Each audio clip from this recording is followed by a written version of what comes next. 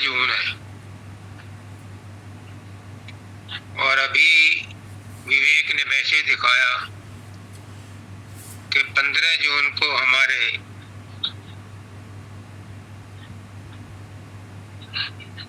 एक वरिष्ठ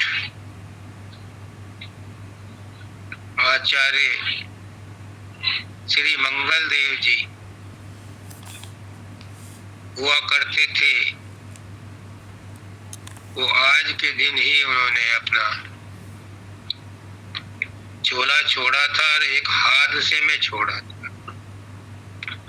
वो गुरु की आज्ञा से, उसका नाथ जी की आज्ञा से पिछले 15-20 दिन से धाम पर रह रहे थे। पत्नी भी उनकी धाम पर ही थी। आज के दिन ही वो धाम से फरीदाबाद आए कोई काम से मोटरसाइकिल पर, और काम करने के बाद 3-4 घंटे जब वो जा रहे थे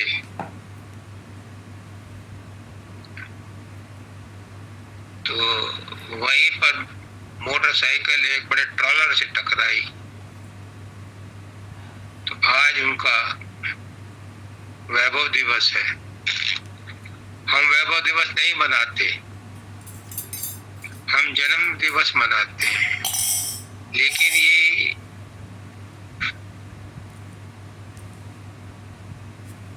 औपचारिक रूप से, अच्छा कहो या बुरा, ये सूचना मिली तो हृदय को चोट लगती है।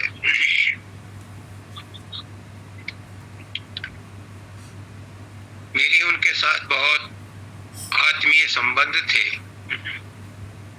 तो मेरे उद्गार उछल पड़े।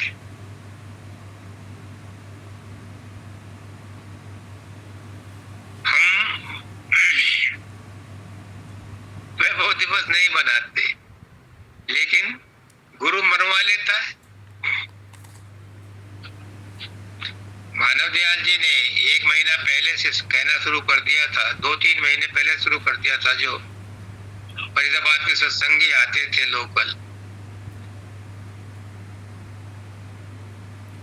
कि 22 फरवरी को आना, मेरा जन्मदिन है। तो लोग बाग कहते कि महाराज जी आपका जन्मदिन तो 5 सितंबर को है। अग्नि 22 फरवरी को आना, और 22 फरवरी को उन्होंने शरीर छोड़ा था। तो उनका जन्मदिन या वैभव दिवस हम 22 फरवरी को बनाते हैं।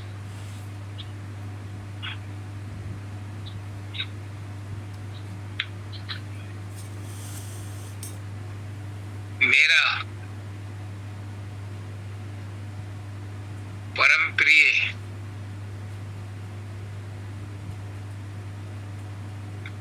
पंकज का 23 जून को उसने शरीर छोड़ा, लेकिन मैं उसको शरीर छोड़ना नहीं मानता। क्यों? क्योंकि उसने पहले से ही, वंदिता को भी नहीं पता था, इसको मैंने मैसेज पढ़वाया। उसके चोला छोड़ने के बाद उसने 1 महीना पहले ही रिजर्व करा रखा था कि गुरुदेव अब की बार कृपा करो कि गुरु पूर्णिमा का सत्संग हमारे घर पर हो। तो मैं तो गुरु पूर्णिमा का जो पर्व है उसका निर्वाण दिवस मानता हूं, उसका वैभव दिवस मानता हूं। क्योंकि उसने जानबूझकर वो दिन सेलेक्ट करा था और अपने आप नहीं रहा। मेरी सिस्टर थी, शुक्रताल में रहती थी, वो साल भर से कोशिश कर रही थी कि मैं भागवत कराऊंगी, और 2-3 पंडितों से उसकी तय हो गई तारीखें, लेकिन वो बड़े पंडित थे, नहीं आ पाए। अब वो परेशान हो गई। मैं तब तक रिटायर हो चुका था। उसने मुझसे सिफारिश करी कि भैया तू करवा दे। अब मैं बाई चांस गया हुआ था शुक्रताल उनसे मिलने, तो वहीं पर जब मंदिर में पहुंचा तो छांगे जी पंडित थे।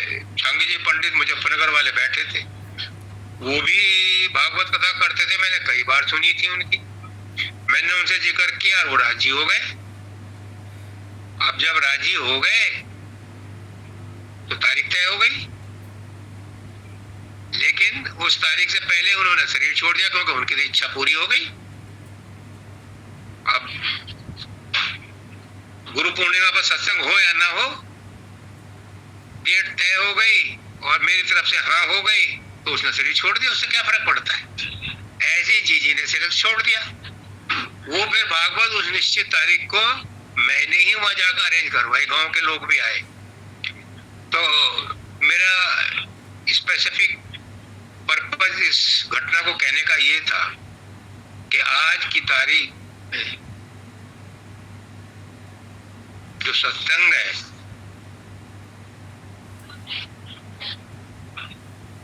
उन पुण्य आत्माओं के लिए है जो आज वर्तमान है, और जो जिनको आप भूतपूर्व कहोगे, मैं तो कहता हूं वो भी वर्तमान है। अब मेरी सोच ऐसी हो गई, मैं मजबूर हूं, मुझे माफ करना। मैं तो सबको वर्तमान ही मान रहा हूं, सब आत्माएं, कोई नहीं गई यहां से। भूल भ्रम में मत रहना, शरीर गया उनका, आत्मा नहीं गई, आत्माएं सबकी हैं, ये सब सुन रही है सत्संग। कोई भी आत्मा ना मरती है, ना जन्म लेती है, ना आत्मा से कोई पैदा होता है, ना आत्मा किसी से पैदा होती है। साइंस कहता है कि तुम कोई भी पदार्थ ना बना सकते हो, ना मिटा सकते हो, उसका रूप बदल सकते हो। तो आत्माओं का रूप ये चेहरे पे कवर डाल करके बदला जाता है, आत्मा को नहीं बदला जा सकता। आत्मा तो अजर अमर अविनाशी है, एक रस है, स्वयंभू है, स्वतंत्र है, सदैव थी, अनित्य है और रहेगी। ना कहीं आती है न जाती है, वो सर्वत्र व्याप्त है। जाए कहाँ? कई जगह खाली हो तो जाए, उसके बिना कुछ भी जगह बची हुई नहीं। साइंस कहता है कि इस यूनिवर्स में एक सुई की नोक रगने के बराबर भी ऐसी जगह नहीं है जहां पर अणु ना हो। अणु परमाणु सब जगह है। अगर कोई जगह ऐसी होगी जहां अणु परमाणु नहीं है तो वहां केमिकल रिएक्शन भी नहीं। सूरज ना जाए ये जरूरी है, बहुत सी चीजें हैं, जगह ऐसी है जहां सूरज नहीं जाता, वहां हवा भी नहीं जाती, कई जगह ऐसी होंगी, लेकिन ऐसी कोई जगह नहीं है जहां अणु परमाणु प्रकृति के ना हो। तो ये तो बहुत छोटी सी चीज है। मैं तो उस परम तत्व की बात कर रहा हूं जिसके बारे में कहा जाता है कि कोई भी जगह ऐसी नहीं है जहां पर वो मौजूद ना हो। जहां कुछ नहीं है वहां भी वही कुछ है। तो इसलिए जिन आत्माओं को हम कहते हैं कि दिवंगत, नहीं, शरीर उनका दिवंगत हो सकता है, मेरी राय में हो सकता है, मैं गलती पर हूं, पर मेरा मानना है मैं अंतिम मानता रहूंगा क्योंकि मैं आत्मा हूं। तो मुझे अपनी जात का पता है, जितनी भी मेरी जात है वो सब अजर अमर अविनाशी है, मेरी तरह से ही सर्वव्याप्त है, सर्वसमर्थ। वो फंसी हुई है अज्ञान में, इसलिए अपने आप को सीमित मान रही है। जिस दिन वो सीमित बने का चोला उतार देंगे वो भी असीमित हो जाएंगे। तुम सब असीम हो, इस कवर में सीमित नहीं हो जो कवर तुमने पहन रखा है। इसमें रहते हुए भी तुम असीमित हो। अपनी सोच को बदलो। शरीर तो हमने हजारों लाखों अरबों खरबों धारण किए हैं, अब ये शरीर ना धारण करने पड़े, इसके लिए इस कलयुग में वर्तमान में संत आए हैं और वो ये खबर देते हैं, ये सूचना देते हैं, ये आदेश देते हैं कि तुम इस चक्र से बाहर आओ, इस अज्ञान को छोड़ो। वो तुम्हारा असली नाम बताते हैं, तुम्हारे देश का नाम बताते हैं जहां से तुम आए हो। तुम्हारा नाम राधा स्वामी है, तुम्हारा नाम सूरत है, तुम्हारा नाम आत्मा है और तुम राधा स्वामी धाम से आए हो। तुम सतलोक से आए हो जहां पर आनंद ही आनंद है, प्रेम ही प्रेम है, संतोष ही संतोष है। वहां जन्म मृत्यु नहीं है, वहां काल कर्म नहीं है, वो निज रस है, वो निज स्वरूप है, निज आनंद है, प्रेम का सागर है। वहां पर सब स्वतंत्र हैं, वहां पर हमारी तरह शरीर नहीं है। ब्रह्मांड में भी सूक्ष्म शरीर है, लेकिन निर्मल देश में कोई शरीर किसी किस्म का नहीं है। सिर्फ सूरत का जो अपना सूरतपना है वही उसका एक तरह से शरीर समझ लो आप, उसका कोई शरीर नहीं है। इसीलिए वहां पर आने जाने की कोई रोक टोक नहीं है, इसलिए वहां पर एक दूसरे से मिलने की, हालचाल जानने की भी कोई रोक टोक नहीं है, क्योंकि सब एक दूसरे के साथ हम जिन्स हैं, सब एक जैसी हैं, एक रस है। वहां टाइम जोन भी नहीं है, समय नहीं है, क्योंकि समय में परिवर्तन होते हैं और वहां कोई परिवर्तन नहीं होता। तो माता जी ने कहा विचारों की शक्ति बड़ी जबरदस्त है। एक विचार इंसान को नामर्द बना देता है, नपुंसक बना देता है, एक विचार उसको हिंसक बना देता है, एक विचार उसको संत बना देता है, एक विचार उसको साधु बना देता है, एक विचार उसको इंसान बना देता है, एक विचार उसको शैतान बना देता है। ये मनुष्य के अंदर खासियत है कि वो जिस विचार को चाहे पकड़ करके चढ़े चले और जो बनना चाहता है बन जाए। इसलिए कहते हैं कि अपने विचारों को शुद्ध रखो, शुभ संकल्पम अस्तु।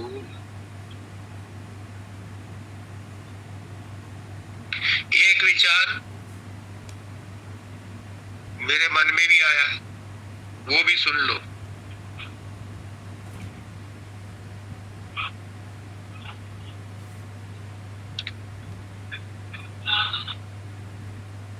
कहते हैं विज्ञान की 4 डायमेंशन है।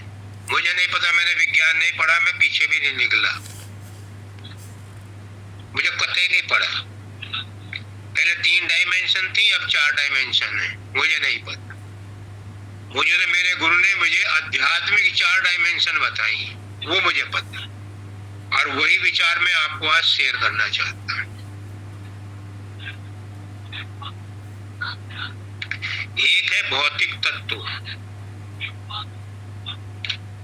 जिसका हमारा शरीर बना है। संसार की काम में आने वाली सारी चीजें भौतिक हैं। ब्रह्मांड में सारी चीजें सूक्ष्म हैं, लेकिन इस पिंड देश में सारी चीजें स्थूल हैं, सब स्थूल चीजों से बनी है। जो भी चीजें हमारे संपर्क में आती हैं सब स्थूल रूप धारण किए हुए होती हैं। इसके ऊपर साइंस बहुत खोज कर रहा है और बहुत स्थूल चीजों की सुख सुविधाओं के साधन उपलब्ध करा दिए हैं और रोज करा रहा है। 100 साल पहले किसी ने नहीं सोचा था कि दूर बैठे इंसान का चेहरा देख करके बात करेगा। टेलीफोन तो आ चुके थे तब तक, लेकिन किसी ने कल्पना नहीं की थी। किसी ने ये नहीं सोचा था कि शादी ब्याह में पानी की बोतल टेबल पर मिला करेगी। हवा में उड़ने का एक स्वप्न हुआ करता था कि पंछी की तरह हम भी उड़े। सब सुविधाएं साइंस ने दी हैं भौतिक रूप में। दूसरा डायमेंशन बताया मेरे गुरु ने सूक्ष्म का, विचारों का, जो माताजी ने सत्संग दिया, इसी से मुझे विचार आया खींच करके कि जो विचार है ये सूक्ष्म है, ये सेकंड डायमेंशन है हमारे व्यक्तित्व की। इन विचारों का बहुत बड़ा खेल है। हम कहते हैं कि सारा खेल मन का है। अब मैं साहस पूर्वक कह सकता हूं कि सारा खेल विचारों का है, क्योंकि विचार मन में ही उठते हैं।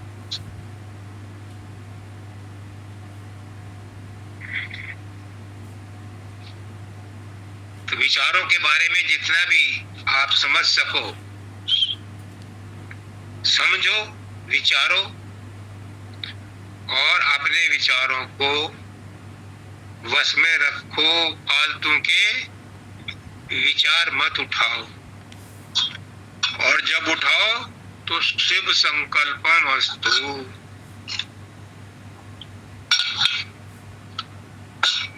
या शुभ संकल्पमस्तु। शिव संकल्पमस्तु और शुभ संकल्पमस्तु एक ही है, क्योंकि शिव शुभ है।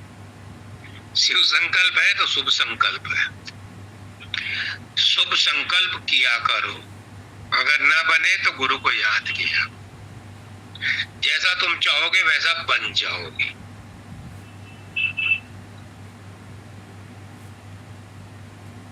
जैसा अन्न वैसा मन, जैसा खाओगे वैसा मन बनेगा, वैसे विचार बने।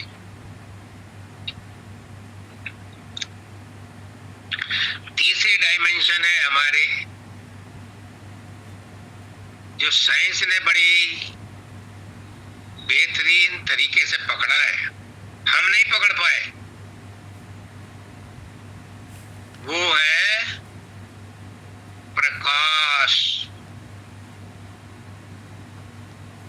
वो है हमारे अंदर ऊर्जा, इलेक्ट्रिसिटी। उसको नहीं पकड़ पाए, लेकिन साइंस वाले पकड़ रहे हैं, उसको बहुत खोज कर रहे हैं। उसे कहते हैं कॉस्मोलॉजी, प्रकाश की खोज। इस प्रकाश के किरणों से, इसमें दो चीजें होती हैं। एक प्रकाश की किरण है, एक उसकी मैग्नेटिक पावर। जो भी इसका करंट चलता है उसमें दो पावर होती हैं, एक जाके टच करती है, एक डायरेक्ट जाती है, एक जिगजैग जाती है। एक जाके टच करती है, दूसरी उसको खींचती है। ये मेरे गुरु ने समझाया, मुझे साइंस नहीं पता। क्यों?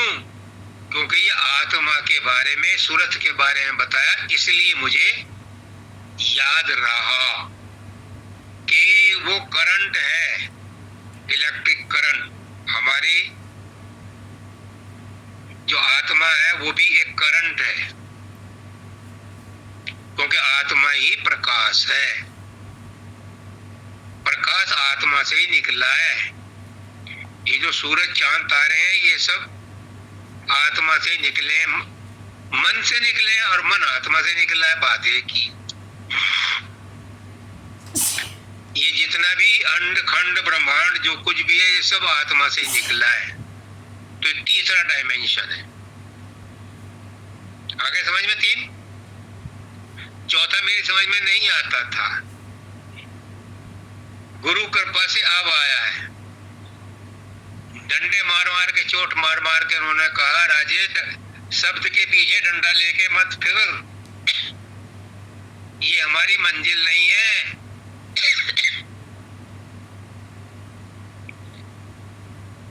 यही चौथा डायमेंशन है, साउंड, सोनोलॉजी।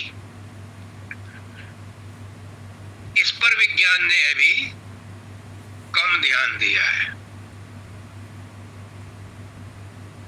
प्रकाश के किरणों पर तो बहुत ध्यान दिया है, साउंड करंट पे भी जा रहे हैं, थोड़ी तरक्की हुई है, 15-20% पहुंच गए हैं, लेकिन जितना संत पहुंचे हैं इस सोनोलॉजी में, इस साउंड करंट के बारे में जितना संत जानते हैं, वैज्ञानिक तो अभी 10% भी नहीं जानते और जानेंगे भी नहीं इससे ज्यादा, क्योंकि साउंड जिस पर वो खोज कर रहे हैं, इसीलिए प्रकाश के ऊपर जितनी उन्होंने खोज की है वो भी अभी अधूरी है।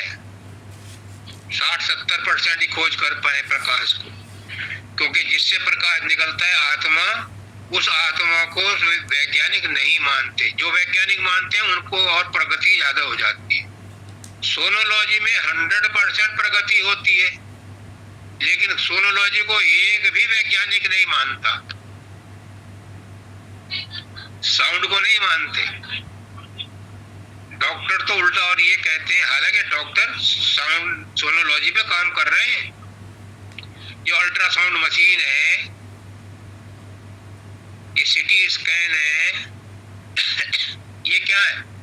ये भी साउंड करंट से ये रिलेट करती हैं, लेकिन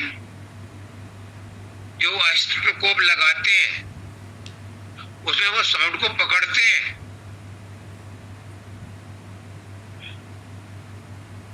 लेकिन उनका ज्ञान सिर्फ स्थूल पने तक ही है। इसकी स्पिरिचुअलिटी की तरफ नहीं गए वो, कि ये साउंड लीड्स टू स्पिरिचुअलिटी।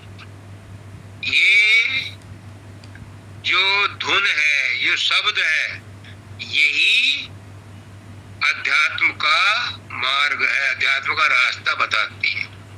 बहुत से डॉक्टर कहते हैं कि कान का इलाज करा लो अगर तुम्हें धुन सुनाई दे रही, और मेरी धुन सुननी बंद हो गई जब से भी जुकाम हुआ था। मुझे बाहर की सुनाई नहीं पड़ती। अब ये तो मेरे मालिक की बहुत अथाह असीम कृपा है कि उसे बांधना चाहिए था,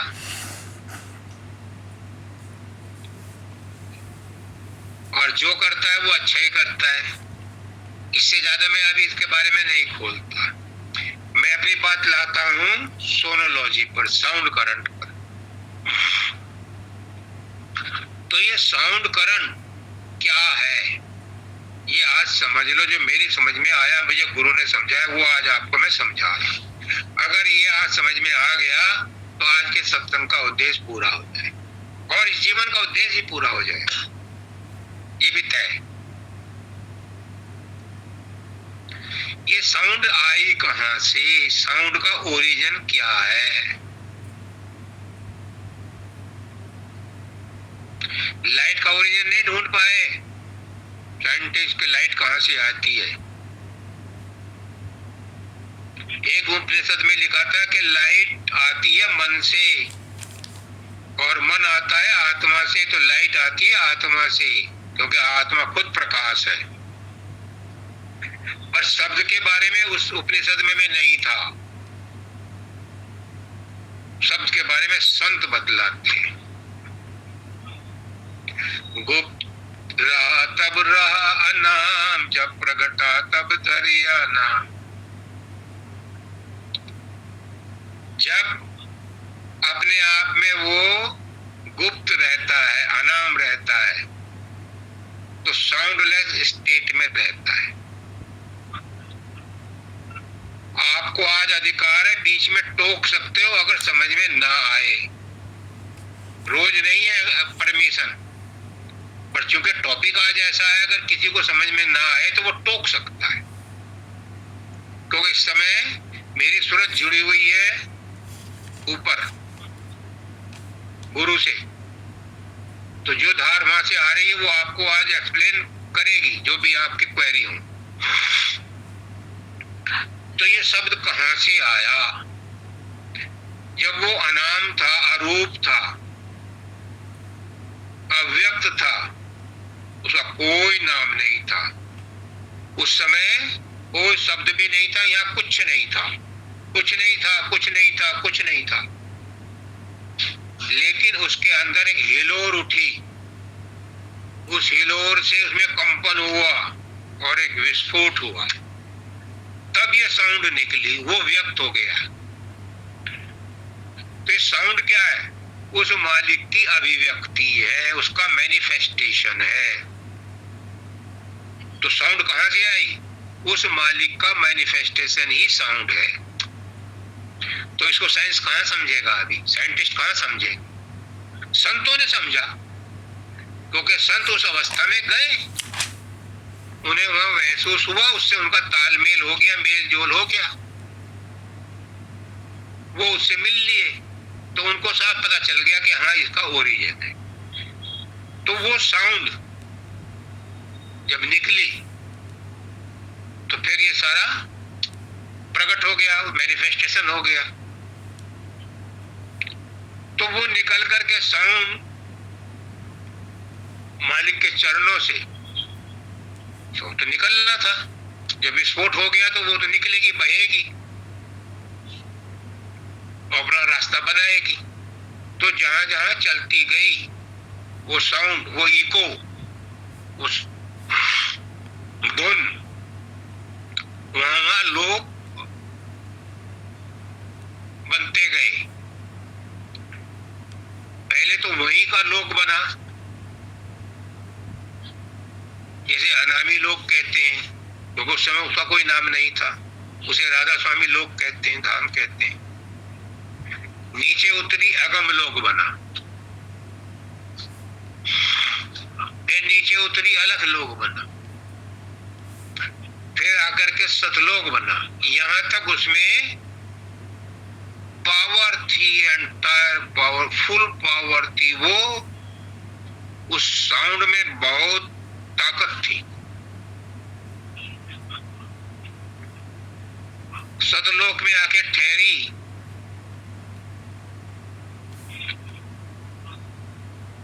लेकिन ठहरी आगे आने के लिए, फिर ब्रह्मांड में आई, उसकी ताकत कम हो गई, लेकिन ब्रह्मांड में फिर भी निर्मल चैतन्यता है। जब ब्रह्मांड की रचना हुई तो उससे अकेले नहीं हुई, एक धार और निकाली ऊपर से। दोनों ने, पुरुष और प्रकृति ने मिलकर के रचना की। ये साउंड करंट से हो रही है रचना। जब पिंड देश में आना का प्रोग्राम बना, यानी ब्रह्मांड की रचना हो चुकी, जब पिंड देश में बनना शुरू हुआ तो और ताकत कम हो गई। तो पहले 2 शक्तियां थी, अब 3 शक्तियां हो गई, 3 गुण और मिल गए, सतोगुण, रजोगुण, तमोगुण में। उसके बाद 5 तत्व हो गए, आकाश, वायु, अग्नि, जल और पृथ्वी। ये सब मसाला नीचे भेजा गया। ब्रह्मांड में इनसे रचना नहीं हुई, ये सब पिंड देश के लिए मसाला तैयार किया, और इनकी रचना पिंड देश में हुई।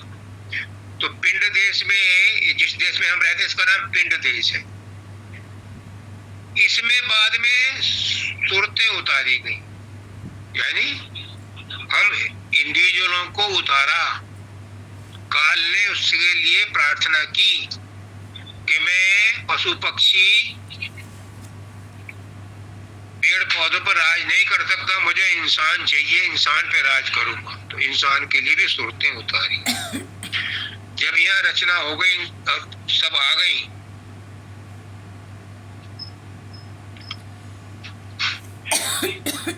फिर यहाँ आकर के इन्होंने अपना खेल शुरू कर दिया, काल और माया ने, कि सूरत वापस ना जाए।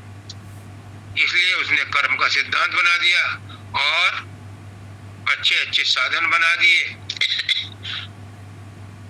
बेरोक टोक सबको इजाजत दे दी, उल्टे सीधे काम हुए, फिर कर्म का सिद्धांत बन के उनके ऊपर बंदिश लग गई। तो मैं अपनी बात पर आता हूं कि साउंड करंट ने ये सब खेल रचा। अब वही साउंड करंट यहाँ रह करके हम इसको आत्मा कहते हैं, विशुद्ध आत्मा कहते हैं, सूरत कहते हैं, खेल खेलते हुए दुखी हो गई। अनेकों जन्म जन्मांतरों से आए हुए हम यहाँ भटके हुए हैं।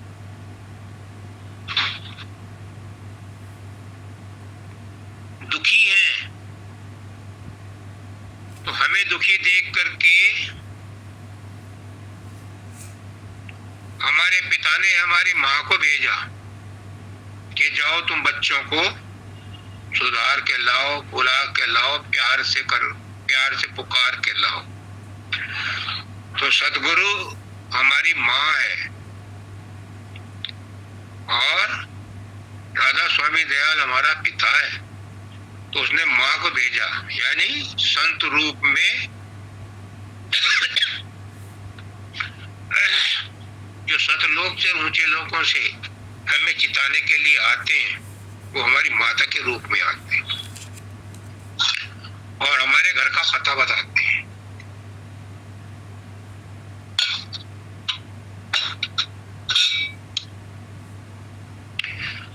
जो विरही है, जिनको विरह है, जिनको तड़प है, जिनको प्रेम है,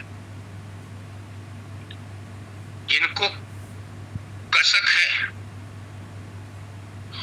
वो माँ की बात को मान लेते हैं और उनके साथ लग जाते हैं, चले जाते हैं, उसकी नाव में बैठते हैं, सब जहाज में बैठते हैं और पार हो जाते हैं।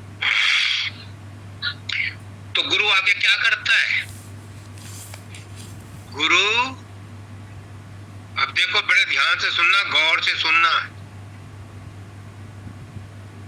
ये सोनोलॉजी की बात हो रही, साउंड करंट की बात हो रही।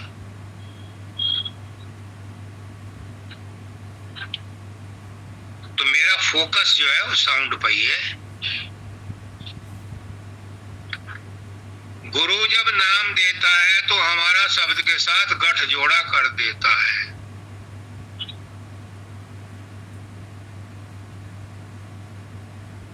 जैसे पंडित जी या ननंद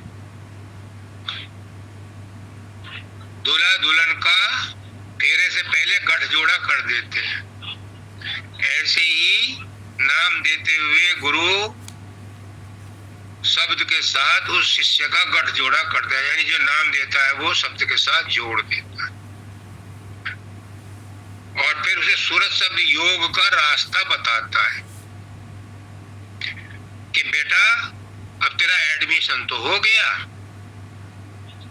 अब तो इसकी पढ़ाई कर, घर पर भी कर, ट्यूशन भी लगा, मनन कर, निध्यासन कर, सत्संग कर और इसकी परीक्षा पास कर,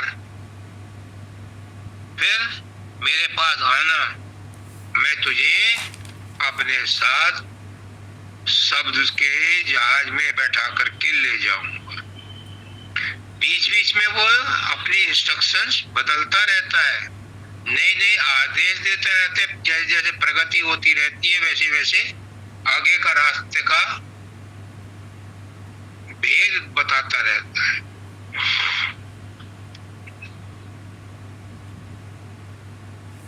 तो इस सूरत शब्द योग को अपनाकर हम अपनी जन्म जन्मांतरों से जो आवागमन के चक्र में पड़े हैं, इससे निजात मिल सकती है, इससे छुटकारा मिल सकता है। ये इसकी युक्ति सदगुरु अपने सत्संग में बताते हैं और वो इसको वही पकड़ पाते हैं जिनको लगन लगी है, कसक उठी है मन में भारी, जिनको प्रेम है अपने प्रियतम से, अपने घर जाने का, लौटने का। जब घूमने जाते हो तो 2-4 दिन तो अच्छा लगता है, फिर होम सिकनेस होने लगती है कि घर अपना घर, चलो यार अपना घर ही अच्छा है। जो विदेशों में नौकरी करने जाते हैं उन्हें वो अपना घर वहीं बना लेते हैं, फिर उन्हें लौटने की इच्छा नहीं रहती। और यही काम हमने कर रखा है। जिस घर में भी हम जन्म लेते हैं उसी को अपना घर मान लेते हैं। इतने जन्म हुए हमारे, अगर कोई उठा के देखे तो कोई घर ऐसा नहीं जिसमें हम पैदा ना हुए हों कभी ना कभी, किसी न किसी रूप में। तो हर घर में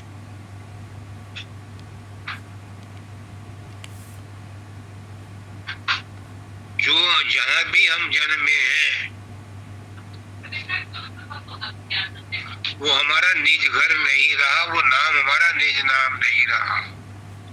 हमारा निज घर तो राधा स्वामी धाम है, सतलोक है, और हमारा नाम है सूरत, जिसे विशुद्ध आत्मा कहते हैं, जिसे शब्द कहते हैं। गुरु कहता है कि तू और मैं एक हैं, मैं उस शब्द से जुड़ा हूं, तू भी उस शब्द से जुड़ जा। गठजोड़ा तो मैंने कर दिया, पर तू अपना साधन अभ्यास कर और उससे जुड़ जा। खुद खाओ और जान जाओ, अभ्यास करो और टेस्ट करो, टेस्ट करो और टेस्ट करो कि गुरु ने जो कहा वो सही है कि नहीं। खुद करो, किसी के बहकावे में मत आओ। किसी को परेशानी हो तो वो गुरु से पूछे कि मेरी अटक कहाँ है, मैं क्यों, जो आप बोल रहे हो वो क्यों अनुभव नहीं हो रहा। कुछ ना कुछ गांठ लगी हुई है कि बात सीधी अंतर में नहीं उतर रही। पर ये करने का भेद है, नहीं बुद्धि विचार। बुद्धि से नहीं काम चलेगा, बातों का पुलाव नहीं है, करने का भेद है। करनी पड़ेगी, और करनी पड़ेगी वो जो गुरु कहे। ये करने का भेद है, नहीं बुद्धि विचार। करनी करे तो जो करनी करता है उसे उसका पता चल जाता है। कथनी छोड़ करनी करो तब पाओ, बुद्धि छोड़ करनी करो तब पाओ कुछ सार। तो तुम्हें सार का पता चल जाएगा, भेद का पता चल जाएगा। और जब तुम्हें भेद का पता चल जाएगा तो तुम कहोगे हाँ, जो गुरुजी ने उस दिन बताया था बात तो सही है यार, होता तो ऐसा ही है। उस दिन तुम्हें विश्वास हो, और जिस दिन तुम्हें विश्वास हो जाएगा उस दिन तुम्हारी प्रगति होनी शुरू हो जाएगी। उस दिन से तुम्हारा अपलिफ्टमेंट होना शुरू हो जाएगा, इंप्रूवमेंट होना शुरू हो जाएगा। लेकिन अभी क्या दिक्कत है?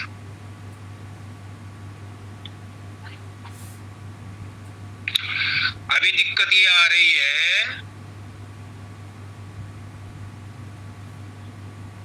कि हमारी जो चुनर है, हमारी जो चोली है,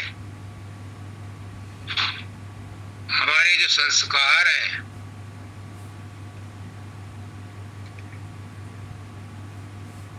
हमारी जो चादर है, वो मैली हो गई है। धोबिया प्रगटा जग में सजनी ली जो चुनर दुलाय, जन्म जन्म की मैली चुनरिया देखत जिया घबराय। इतनी गंदी हो गई है कि खुद भी नफरत आने लगती है कभी कभी अपने आप से ही कि क्या गंदे काम किए हैं। क्यों हर वक्त यही बातें दिमाग में आती हैं? क्यों भगवान का नाम एक बार भी जबान पे नहीं आता? अपने आप ही आने लगती है। चुनर मेरी मैली हुई, अब मैं जाऊं कहां इसे धुलान। मेरी चुनर तो मैली हो गई, तो मुझे पता चल गया।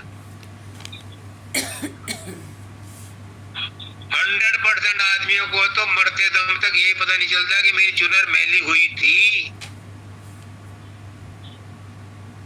कोई इक्का दुक्का ऐसा मिलता है जिसके मन में ये लगता है कि यार मेरी चुनर मैली हो गई। बहुत कम लोग कह पाते हैं कि मेरी चुनर मैली हो गई। मैं था अपनी चुनर को लेकर के 3-3 गुरुओं के पास भागा फिरता था, मेरी चुनर मैली हो गई, धो दो धो दो धो दो।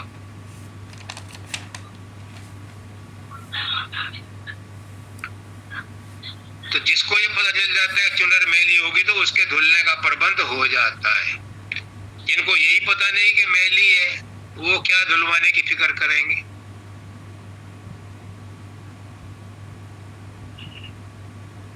घाट घाट में खोजत हारी, धोबिया मिलन सुजान।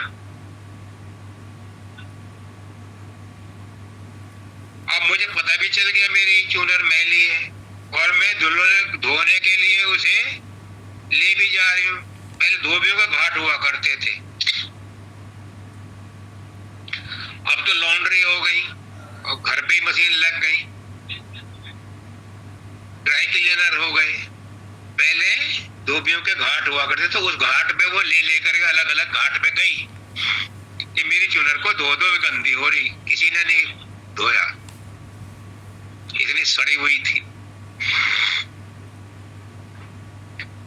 नहर रहूं कस पिया घर जाऊं, बहुत मर गए मेरे मान। इस चुनर को लेकर के मैं नहर में पड़ी हूं।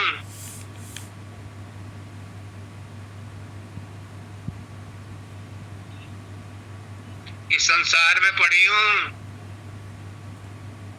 इसे लेकर मैं पिया के पास कैसे जाऊं। वो तो शान शौकत वाला है, वो गंदी चुनर वाले को नहीं पहचानने का, वो वापस कर देगा, वहां अंदर नहीं जाने देने का। इसलिए वो बार बार सब जगह जा रही है, कह रही है भाई मेरी चुनर धो दो, मुझे पिया से मिलने जाना है।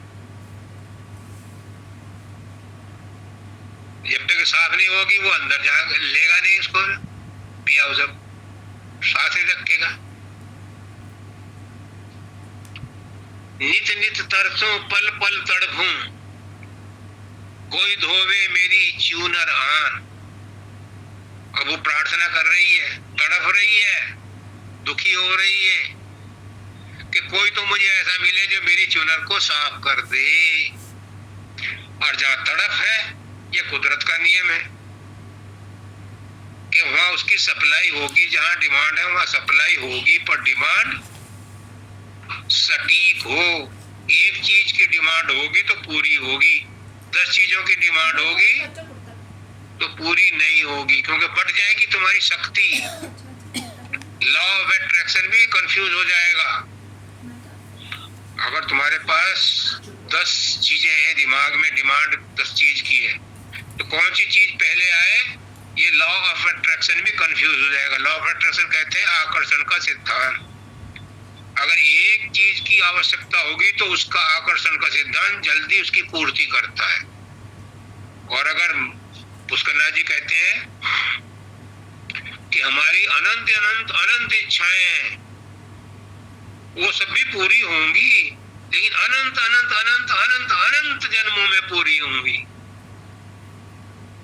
इसलिए आवागमन का चक्कर चलता रहता है। अगर एक इच्छा है तो इसी जन्म में पूरी हो सकती है, तय आपने करना है।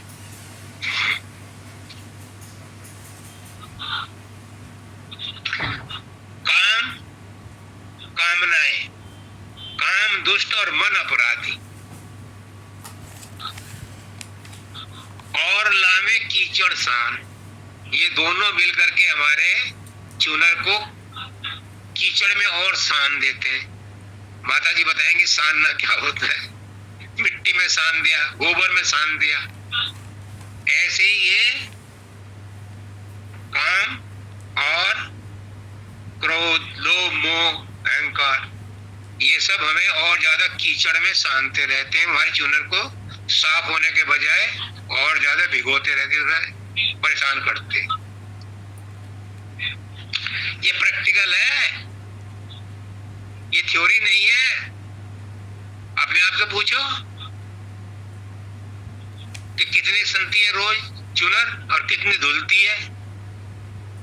अगर तुमने 5, 7, 10 मिनट परमात्मा का नाम ले लिया, गुरु का नाम ले लिया, तो मन ने कितने घंटे तुम्हें जो है संसार में नचाया, उससे चुनर साफ हुई कि सन गई। एनालिसिस करो, अपने आप को देखो, ये प्रैक्टिकल है।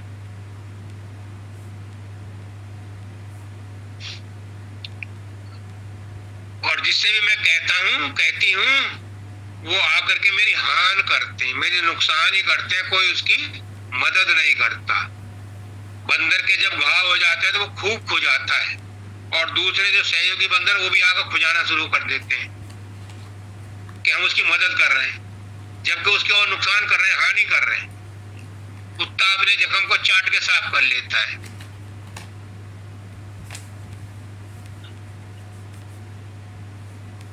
तो दूसरे जिनसे भी कहते हैं हम संसार में, वो सब हमारी हानि करते हैं, हमारी नुकसान ही करते हैं, अपना कोई उपाय ढंग का नहीं बताते। अब सखी सहेली सब जुड़ाई आनी थी। जब एक सखी परेशान होती है तो दूसरी भी उससे जाके मिलती है। ऑफिस में भी ऐसा ही होता है कि भाई क्यों परेशान है, क्या बात है।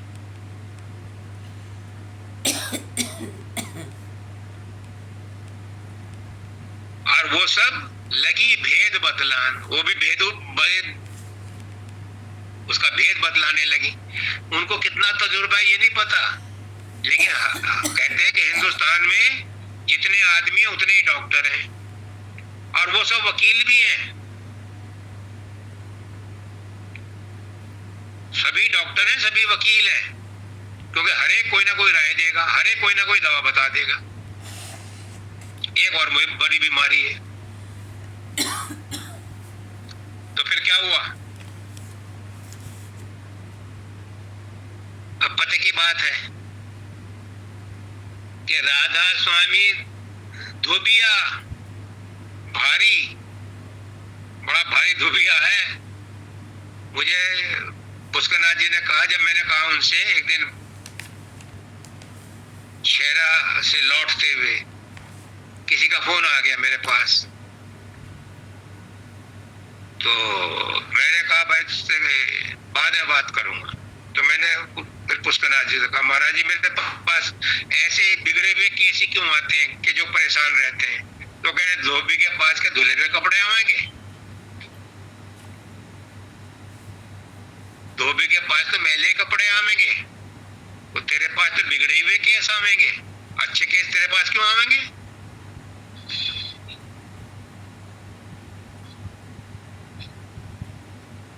जो सुखी है उनको तेरे नाम की चाहत नहीं। जो सुखी है वो भगवान का नाम कहां लेते हैं? भगवान का नाम तो वही लेता है जो दुखी होता है। और गुरु का दरबार ही ऐसे आदमियों के लिए है कि जो दुखी है उन्हीं के लिए गुरु का दरबार है।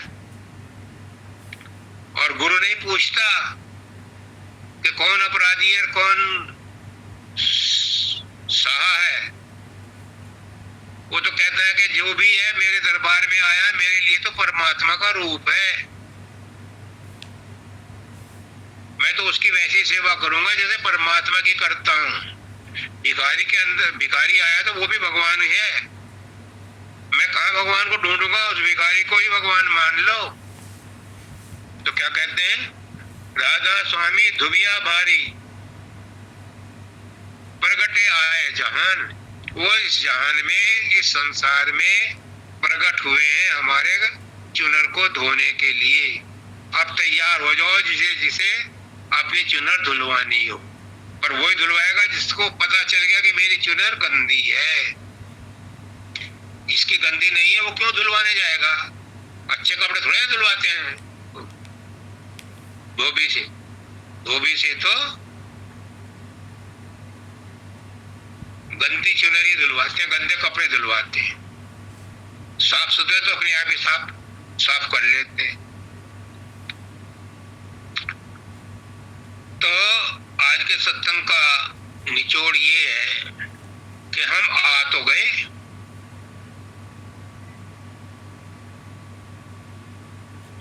एक गाना है, आ गए कुछ करना पड़ेगा। इस संसार में आ गए तो कुछ तो करना पड़ेगा, और जब करना पड़ेगा तो सबसे बड़ा तरीका अच्छा ये है कि ऐसा काम करो कि दोबारा ना आना पड़े। उसका नाजी कहते हैं सबका रिटर्न टिकट रिजर्व है, कन्फर्म्ड है। तुम्हारा जाने का भी और वापस लौटने का भी टिकट कन्फर्म है। आ तो गए, जाने का भी कन्फर्म टिकट है, हर एक का कन्फर्म्ड है। हर जिसने जन्म लिया वो मरेगा, मैं भी मरूंगा, लेकिन वो कहते हैं वापस लौटने का भी टिकट कन्फर्म है सबका, और वो टिकट कैंसिल हो सकता है सदगुरु की दुकान पर। इसके काउंटर पर ही वो टिकट कैंसिल हो सकता है कि तुम्हें दोबारा ना आना पड़े। उसका नाजी कहते कि अगर तुम मरना नहीं चाहते तो जियो ही मत, यानी इस जीवन में ऐसे जी लो कि दोबारा से मरना ना पड़े। जीते जी मर लो, मतलब इसी जन्म में निर्वाण प्राप्त कर लो तो दोबारा जन्म नहीं लेना पड़ेगा, तो फिर दोबारा मौत भी नहीं होगी। नहीं बात तो समझ में आई? इस जन्म में ऐसे कर्म कर चलो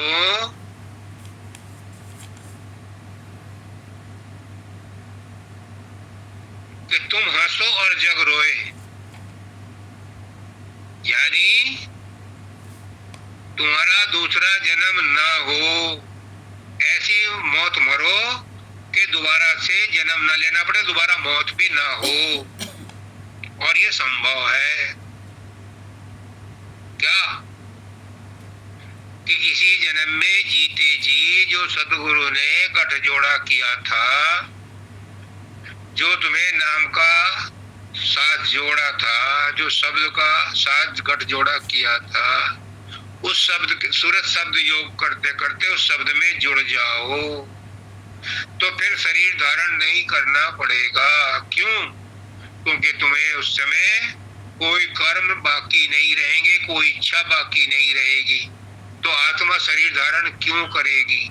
शरीर धारण तभी करती है जब उसी को इच्छाएं रहती हैं, कुछ कर्म बाकी रहते हैं। तो उन्हीं कर्मों को, उन्हीं इच्छाओं को पूर्ण आहुति दे दो और शब्द के साथ जुड़ जाओ। जब शब्द के साथ जुड़ जाओगे तो फिर जन्म मरण नहीं होगा, क्योंकि शब्द में जाए मिलावे। ये शब्द जो है शब्द में जाके मिला देता है, और जब शब्द में मिल जाता है, फाइनल डेस्टिनेशन पहुंच जाता है, तो फिर वापस नहीं आता। जो नीचे रह गई आत्माएं वही इंटरचेंज करती रहती है। ऊपर पहुंची हुई, सतलोक पहुंची हुई कोई आत्मा दोबारा नीचे नहीं आएगी, ये मालिक का हुक्म है। गुरुओं के रूप में आएगी, चिताने के लिए आएगी, लेकिन वो वापस अपने धाम में वैसे ही चली जाएगी। वो यहाँ लौट करके जन्म मरण के लिए नहीं आएगी।